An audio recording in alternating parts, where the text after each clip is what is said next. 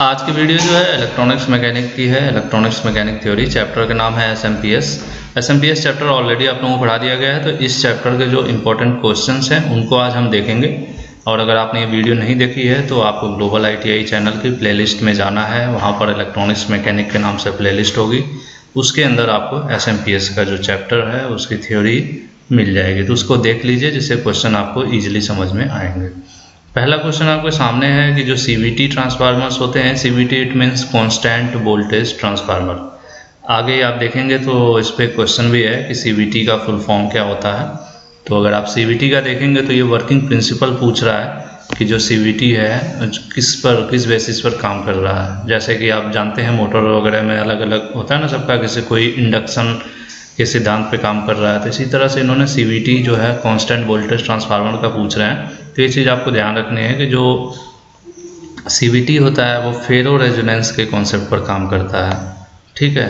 तो इस केस में आपका आंसर ए सही होगा इस क्वेश्चन का, कि जो सीवीटी ट्रांसफार्मर है उसका जो वर्किंग प्रिंसिपल है, मतलब वो किस बेसिस पे यानी किस सिद्धांत पे काम करता है, तो फेरो रेजोनेंस कॉन्सेप्ट जो है उस पर ये वर्क करता है।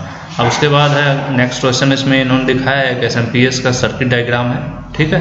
तो एसएमपीएस का सर्किट डायग्राम आपने अगर वीडियो में देखा होगा, थ्योरी में हमने भी बताया था आपको ब्लॉक डायग्राम के थ्रू एक बेसिक वर्किंग, जिसमें हमने आपको बताया था कि नीचे का जो हिस्सा होता है इसे फीडबैक कहा जाता है, जो हमेशा आउटपुट को ट्रेस करता रहता है कि जो आउटपुट हमें चाहिए उतना आ रहा है कि नहीं, रेगुलेटेड पावर सप्लाई यहाँ पर हमें मिल रही है कि नहीं, कम ज़्यादा होती है तो इस हिसाब से ये जो फीडबैक नेटवर्क होता है ये यहाँ से फ्रिक्वेंसी जो स्विचिंग होती है उसको बताता है कि भाई इसको तेज़ करना है, स्लो करना है, ये चीज़।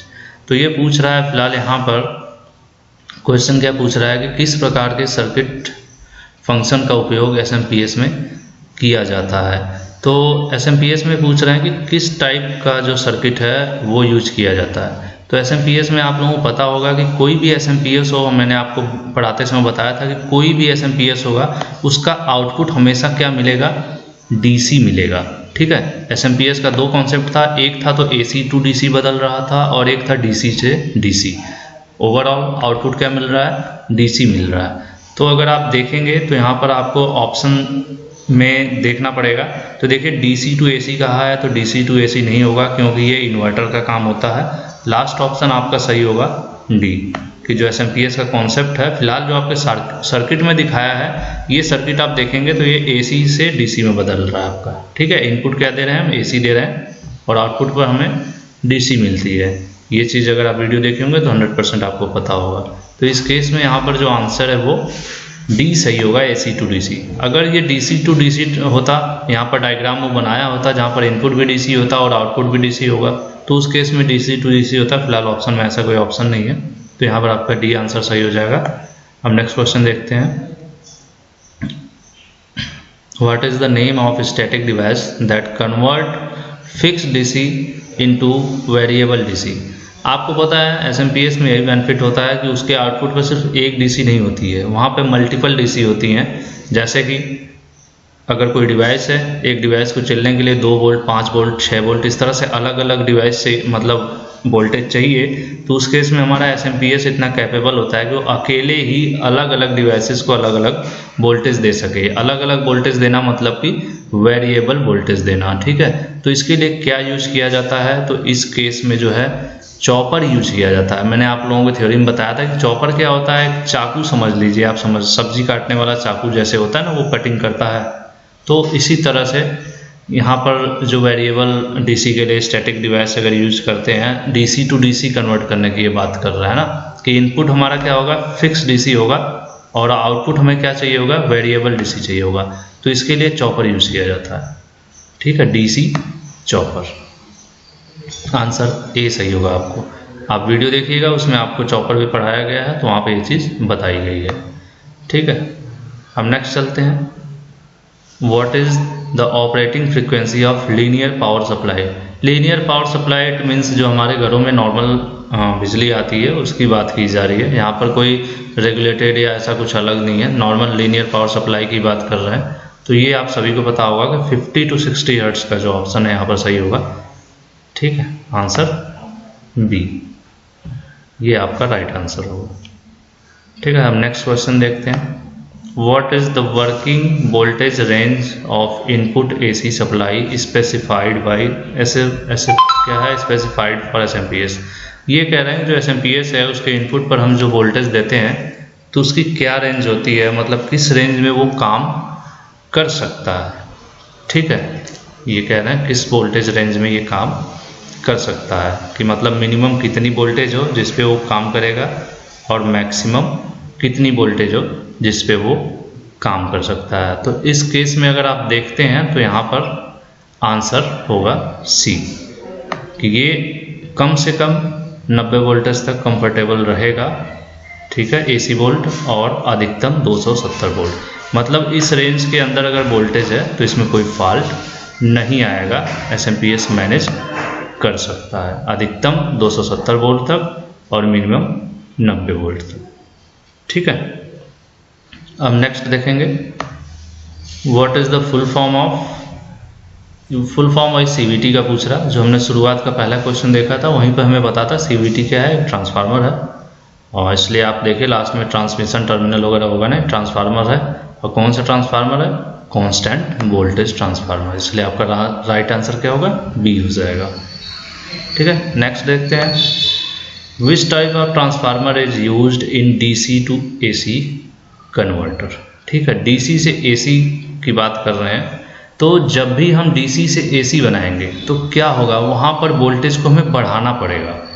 सिंपल सी बात है, हमारी जो DC होगी वो कितनी होगी, 12 वोल्ट की हो सकती है, 24 वोल्ट की हो सकती है, लेकिन हम AC जो नॉर्मल, अगर आप घरों का एग्जांपल ले लेते हैं तो घरों में क्या होता है, हम लोग DC से AC बदलते हैं इन्वर्टर इस्तेमाल करके, तो जो AC बदलती है वो AC कितनी होती है, वो 220 वोल्ट होती है, जबकि हमारे घरों में जो बैटरी होती है वो 12 वोल्ट होती है। तो ऐसे केस में कौन सा ट्रांसफार्मर यूज किया जाएगा, तो इस केस में आपका स्टेप अप ट्रांसफार्मर यूज किया जाएगा। क्यों, क्योंकि वहाँ पर हमें बदलते हैं जब हम DC टू AC, तो वहाँ पर हमें वोल्टेज को बढ़ाना पड़ता है। ठीक है, तो इस केस में क्या होगा, स्टेप अप ट्रांसफार्मर यूज हो जाएगा, आंसर B। किसी वजह से अगर कोई क्वेश्चन गलत होता है तो आप अपने लेवल पे करेक्ट कर लीजिएगा, क्योंकि हो सकता है कभी कोई माइनर मिस्टेक्स हो जाती हैं और बहुत ज़्यादा एक्सपर्ट इलेक्ट्रॉनिक्स मैकेनिक के यहाँ पे अवेलेबल नहीं है, तो जो पॉसिबल हम लोग कर रहे हैं अपनी तरफ से। नेक्स्ट देखते हैं what is the frequency range of switching circuit in SMPS। ठीक है, ये पूछ रहे हैं कि SMPS की जो फ्रीक्वेंसी रेंज होती है किस फ्रीक्वेंसी रेंज पर वो काम कर सकता है, मिनिमम और मैक्सिमम। तो इसको आपको ध्यान रखना पड़ेगा कि मिनिमम 15 किलोहर्ट्ज़ और मैक्सिमम 1 मेगाहर्ट्ज़, ये आंसर B आपका राइट होगा। ये है SMPS की स्विचिंग सर्किट की फ्रीक्वेंसी। स्विचिंग सर्किट मतलब आप समझ रहे हैं, मैंने आपको बताया था जो कि अगर चॉपर की तरह काम करता है, स्विचिंग की तरह एक सर्किट को, मतलब वहाँ पर एक आप मॉसफेट यूज किया जाता है, उसको बहुत ही हाई स्पीड पर चालू करना बंद करना, चालू करना बंद करना करते हैं। और ये थ्योरी आप पढ़ेंगे तो आप देख लीजिएगा, थ्योरी में अच्छे से बताया गया है कि स्विचिंग प्रोसेस क्या है। स्विचिंग ही सबसे मेन प्रोसेस जो है SMPS का, स्विचिंग ही होता है। ठीक है, तो फिलहाल वो स्विचिंग जो है उसकी रेंज, मतलब क्या रेंज होनी चाहिए फ्रिक्वेंसी की, तो 15 किलोहर्ट्ज़ से 1 मेगाहर्ट्ज़ होती है। ठीक है, नेक्स्ट है विच IC is used in pulse width modulation circuit of computer SMPS। ठीक है, पल्स विथ मॉड्यूलेशन सर्किट ये क्या है, ये वही पल्सेज हैं, मतलब ये वही पल्सेज हैं जिनके थ्रू हम जो स्विचिंग है उसकी स्पीड को कंट्रोल करते हैं। जिस हिसाब से हम पल्स देंगे, ठीक है, पल्स को ही रीड करेगा और वो उसी हिसाब से उतनी ही तेज़ी से कम ज़्यादा मतलब अपनी स्पीड को करेगा। स्विच जो ऑन ऑफ होता है वो किस माध्यम से कंट्रोल होता है, तो जो हम उसको PWM पल्सेज होती हैं, ठीक है, जो हम उसको पल्स देते हैं उसी के हिसाब, पल्स के जो अगर पल्स में फ्रिक्वेंसी ज़्यादा होगी तो वो भी ज़्यादा तेज़ी से करेगा, पल्स की फ्रिक्वेंसी कम होगी तो स्पीड स्विचिंग की कम हो जाएगी। तो ये पूछ रहा है कि जो कंप्यूटर में SMPS यूज होते हैं तो उसके लिए कौन सी सर्किट यूज होती है, तो ये चीज़ तो आपको फिलहाल याद रखना पड़ेगा क्योंकि इसका कोई कॉन्सेप्ट नहीं है कि जो चीज़ एक्सप्लेन किया जा सके। तो इसका आंसर A है, TL494। ये वो सर्किट है, IC है जो यूज की जाती है पल्स विथ मॉड्यूलेशन के लिए, ठीक है, किसमें, कंप्यूटर में। कंप्यूटर का जो SMPS होता है, SMPS भी अलग अलग टाइप के होते हैं। नेक्स्ट है which power device is used for switching purpose in SMPS। कौन सा SMPS? Computer SMPS। तो कंप्यूटर SMPS में जो स्विचिंग के लिए यूज किया जाता है कंपोनेंट वो MOSFET होता है। ठीक है, क्या होता है? MOSFEट।